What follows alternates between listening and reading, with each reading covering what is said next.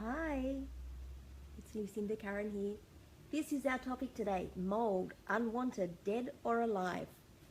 I just wanted to talk to you about that today because I think there's a lot of information and a lot of misinformation about mold that's out there in the world. And actually I'm going to start before the dead or alive part and just on the black mold. Now, every time I hear that, I go, oh, everybody's heard that on all the shows from the States. And everybody seems to think that it's only black mold that's a problem. I know there's an amazing teacher, a PhD person who trains a lot of people in mold and remediating for sensitized people. And he always says to drop the register of your voice by, drop your voice by a few registers and say black mold, because it's meant to be the dreaded and scary. Now, mold comes in multiple colors. It's varying in color. You may not even be able to see it. And it doesn't mean that it's only a problem if it's black mold. It can be a problem if it's any color or even if it's not visible. So just wanted to clear that up before we get going, because a lot of people are convinced that it's only black mold that's a problem. But the other thing that people seem to think is that it's only mold that's alive that's a problem. Now, mold is a really interesting thing, and what we're finding in the research is that it's not just mold on its own, but it's the microbial stew. So it's mold with the bacteria, all the mold components, and all the other things that have not necessarily been identified yet that create the microbial stew that are basically, I'm just lost on the right word, but there's a link between that and the health effects it's having and the health effects that we're seeing in terms of chronic inflammatory response syndrome and others. So I just want you to be really aware of that. Now, mold is not a problem, mold is not a problem if it's dead. So what I'm trying to say is, if mold is dead or alive, it could be equally problematic. And that's because mold contains, some molds contain mycotoxins, and many molds have little branches that break off, and these are called hyphae.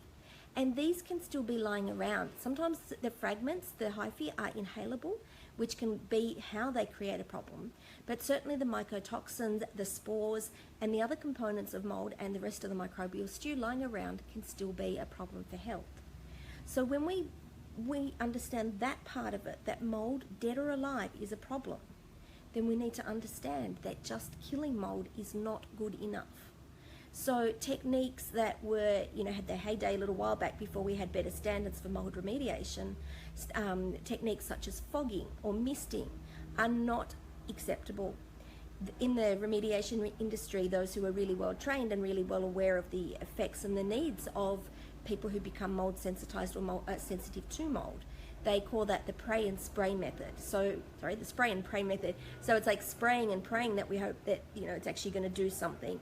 So proper mold remediation or cleaning up mold involves not only killing it, but removing it, removing the source of moisture, drying the materials out. If they're affected and they've got mold growing in them and they're porous materials, they need to be replaced.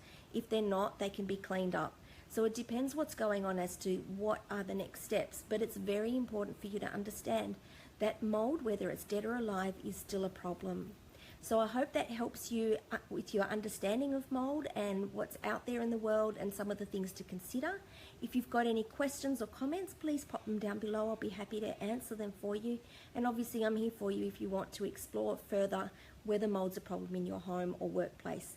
It's what I do. I get in my Tyvek suit, my respirator on, and go rummaging around underneath and in houses to work out what is going on.